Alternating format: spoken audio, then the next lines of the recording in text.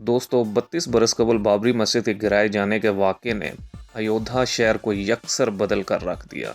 आजकल पूरे इंडिया से हज़ारों अकीदतमंद इस शहर में जमा हैं। जगह जगह राम भक्तों की टोलियां जय श्री राम के नारे लगाते हुए और भजन कीर्तन गाते हुए नजर आते हैं। राम मंदिर की तामीर हुक्मरान बीजेपी और आरएसएस की क़यादत में हिंदू तंजीमों की एक तवील तहरीक के बाद वजूद में आई। अशरों तक चलने वाली इस तहरीक में हज़ारों हिंदुओं ने हिस्सा लिया था। 6 दिसंबर 1992 को हिंदू कारसिकियों ने बाबरी मस्जिद को गिरा दिया था और तवील मुकदमे के बाद मुल्क की सुप्रीम कोर्ट ने बाबरी मस्जिद की ज़मीन की मलकियत का फैसला राम मंदिर के हक़ में दिया था, जहां हुकूमत की सरपरस्ती में राम मंदिर तामीर किया गया। राम मंदिर की तहरीक में अयोध्या के संतोष दुबे भी शामिल थे। वो कहते हैं कि बाबरी मस्जिद गिराने में हिस्सा लेने में इन्हें कोई अफसोस नहीं है। अफसोस किस बात का? भगवान राम के लिए अगर मुझे जान भी देनी पड़े तो मैं दे दूंगा। अगर राम के लिए कुछ लोग मारे गए तो इसमें कोई गुनाह नहीं है। 40 बरस से अयोध्या शहर के मुसलमान जो खौफ और अंदेशों के बीच ज़िंदगी गुजार रहे थे, वो अब बस यही सोच रहे हैं कि जो भी है उनके हालात बेहतर हो जाएं। एक मकामी सहाफ़ी अलम्बरदार आबदी कहते हैं कि मुसलमान इसलिए खुश हैं कि मंदिर बन जाने से माजी में जो कशीदगी और फसादात का माहौल रहता था, इससे निजात मिल गई। मुनहदम बाबरी मस्जिद से थोड़ी दूरी पर मोहम्मद शाहिद का मकान है। वो कहते हैं कि राम मंदिर से मुझे क्या खुशी हासिल होगी। मैंने फसादात में अपने वालिद चचा को खोया है, मेरी मस्जिद चली गई, मेरा कारोबार तबाह कर दिया गया। मुझे किस बात की खुशी होगी, मैंने सब कुछ खो दिया। इन्होंने सब मसाइब के बावजूद अयोध्या नहीं छोड़ा। वो कहते हैं कि मैं अपने आबाओ अजदाद का वतन नहीं छोड़ सकता, जो होगा देखा जाएगा। सैयद इखलाक अहमद लतीफ़ी सदियों पुराने एक आस्थाने के बुज़ुर्ग हैं। वो फसादात में तो ज़िंदा बच गए, लेकिन इनके मकान और मस्जिद को शदीद नुकसान पहुंचा। अभी नए मंदिर की तोसी में इनके घर का कुछ हिस्सा भी हुकूमत ने ले लिया था। वो कहते हैं कि यहाँ आस्थाना है, मस्जिद है, मदरसा है, हम ही इसकी रखवाली करने वाले हैं। हम छोड़ कर कहाँ जाएँ? हम कभी नहीं छोड़ सकते। हमारा वतन है, यहीं मरेंगे, यहीं मिट्टी भी होंगे। 450 बरस से हमारे सारे ख़ानदान के लोग यहाँ दफन हैं, हम यहाँ से नहीं जाने वाले। दोस्तों, लखनऊ और बनारस के दरमियान वाक़ अयोध्या हिंदू धर्म के लिए एक अहम मरकज़ के तौर पर जाना जाता है। हिंदुओं का ये अकीदा है कि इनके देवता भगवान राम की शक्ल में यहीं पैदा हुए थे। शहर में राम और इनके ख़ानदान से मंसूब बहुत से मंदिर बने हुए हैं। ये बेशतर मुस्लिम हुक्मरानों के अहद में तामीर किए गए थे।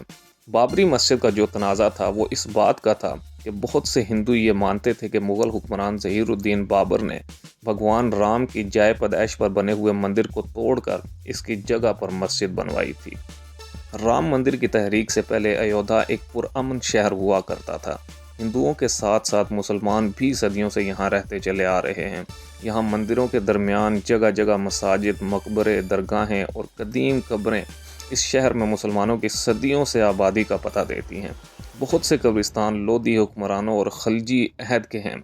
यहाँ वो मुस्लिम पैगम्बरों हज़रत शीज़ और हज़रत नूह से मंसूब 2 रोज़े भी हैं। इनका ज़िक्र शहनशाह अकबर और मुअर्रख़ अबू अल-फ़ज़ल फ़ैज़ी ने 400 साल पहले अपनी एक तहरीर में किया था। दोस्तों, शहर के एक सरकर्दा कारकुन खालिक अहमद ख़ान ने अयोध्या के मुस्लिम मकामात की फ़हरिस्त तैयार की है। इन्होंने BBC को बताया कि सरकारी रिकॉर्ड के मुताबिक अयोध्या में 55 मसाजिद, 22 कब्रिस्तान, 22 मज़ार और 11 इमाम बाड़े हैं। ये सभी मौजूद हैं और इनमें बेशतर इस्तेमाल में हैं। इन्होंने बताया कि बाज़ मकामात की नोयत बदलने के लिए कुतुबों वगैरह को उखाड़ दिया गया है या इनकी इबादत पर पोताई कर दी गई है और मुकामी इंतज़ामिया के एहलकारों की मदद से मौजूदा रिकॉर्ड को गायब कर दिया गया है। लेकिन कदीम रिकॉर्ड और गेज़ट वगैरह में इन मकामात की सारी तफसील दर्ज है।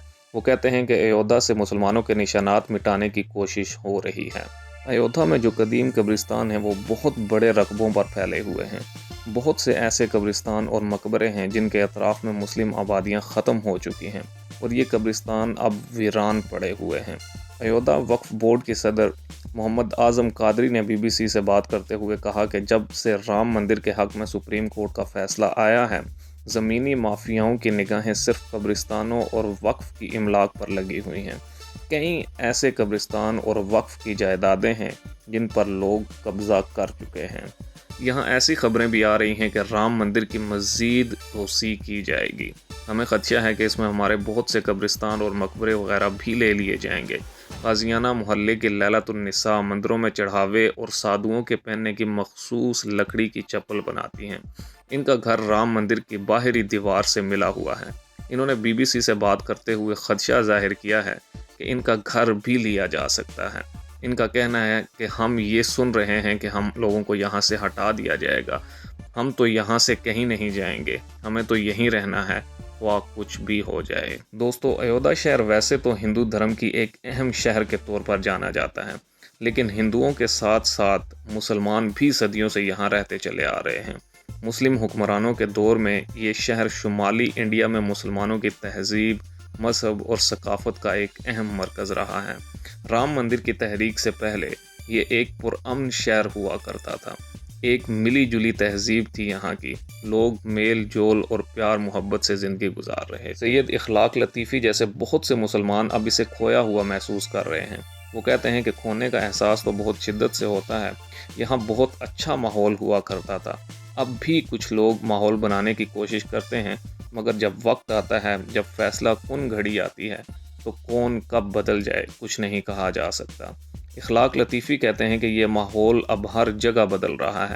بدلتے ہوئے انڈیا پر جہاں بھی نگاہ ڈالیے تو ہر طرف تقسیم نظر آتی ہے، سب پر اس کا اثر پڑ رہا ہے۔ جو جہاں ہے وہیں اس کو محسوس کر رہا ہے۔ اس کا کیا جائے، یہ تو زہر ہے جو پھیل رہا ہے۔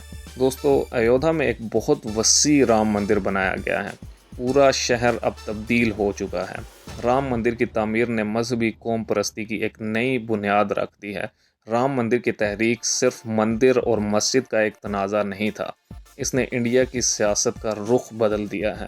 انڈیا ایک ایسی جمہوریت کی طرف بڑھ رہا ہے جس میں انڈیا مسلمان بدلتے ہوئے پس منظر میں انجانے اندیشوں سے گھرا ہوا محسوس کر رہے ہیں۔